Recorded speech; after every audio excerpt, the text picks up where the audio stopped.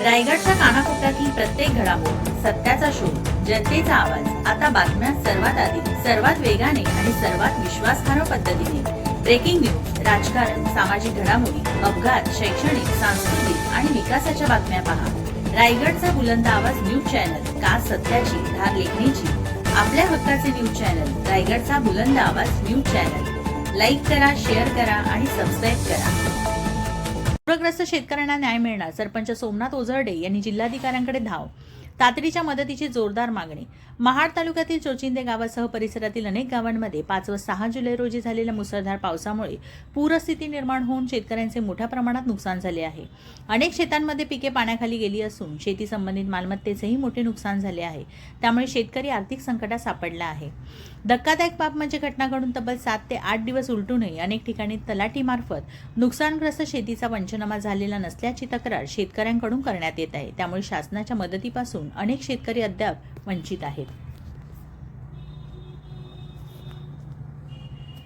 पार्श्वभूमीवर महाड विधानसभा उद्धव बाळासाहेब ठाकरे पक्षाचे उपजिल्हा समन्वयक तथा शिरगाव ग्रामपंचायतीचे सरपंच माननीय श्री सोमनाथ भाऊ ओझरडे यांनी पूरग्रस्त भागाची प्रत्यक्ष पाहणी केली. यानंतर त्यांनी जिल्हाधिकारी तसेच आपत्ती निवारण कक्षाकडे तक्रार दाखल करून शेतकऱ्यांना न्याय मिळवून देण्यासाठी पाठपुरावा करण्याची ग्वाही दिली. यावेळी त्यांनी प्रशासनाला आवाहन करत सर्व नुकसानग्रस्त शेतकऱ्यांच्या शेतीचा तात्काळ पंचनामा करून आर्थिक मदत जाहीर करावी अशी मागणी केली. तसेच महाड MIDCने सामाजिक उत्तरदायित्व अंतर्गत पूरग्रस्त शेतकऱ्यांना विशेष आर्थिक मदत द्यावी अशी मागणी करण्यात आली. प्रमुख मागण्या: सर्व नुकसानग्रस्त शेतीचा तात्काळ पंचनामा करण्यात यावा. पूरग्रस्त शेतकऱ्यांना त्वरित आर्थिक नुकसान भरपाई जाहीर करावी. महाड MIDCने विशेष आर्थिक मदत द्यावी. शेतकऱ्यांना पुन्हा उभे राहण्यासाठी शासनाने तातडीने मदतीचा हात द्यावा. पूरग्रस्त शेतकऱ्यांच्या प्रश्नाकडे प्रशासनाने तातडीने लक्ष देऊन न्याय द्यावा अशी अपेक्षा संपूर्ण परिसरातील नागरिक आणि शेतकरी व्यक्त करत आहे.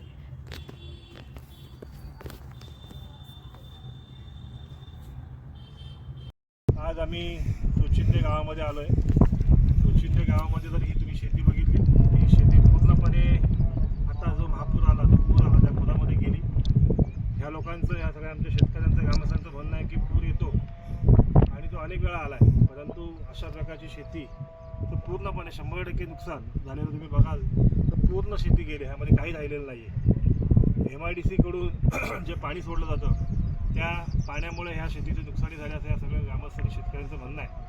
माझं माननीय तहसीलदार, माननीय प्रांताधिकाऱ्यांना विनंती आहे की आज पूर येऊन 7-8 दिवस होऊन गेले तरीसुद्धा तलाठी या ठिकाणी पंचनामे केलेले नाही आहेत. शेतकऱ्यांची 100% नुकसानी झालेली आहे. ही नुकसान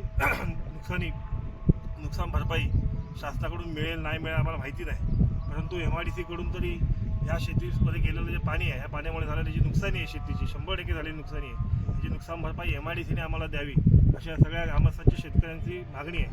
तरी आपण तात्काळ पद्धतीने MIDCच्या अधिकाऱ्यांना, MPCBच्या अधिकाऱ्यांना शेतामध्ये येऊन त्यांचे नमुने चेक करून पंचनामे करायला सांगावं आणि एक ह्या सगळ्या शेतकऱ्यांची मीटिंग आपण प्रांताधिकारी कार्यालयामध्ये आणि MIDCच्या अधिकाऱ्यांना घेऊन मीटिंग लावावी आणि ह्या शेतीचं झालेलं नुकसान भरपाई लवकरात लवकर द्यावं. कारण की आता ही शेती 100% गेली. आता ह्या पुढं पेरणार कधी आणि परत उगवणार कधी, आणि ह्या सगळ्या शेतीची जी प्रक्रिया ही पूर्णपणे थांबलेली आहे.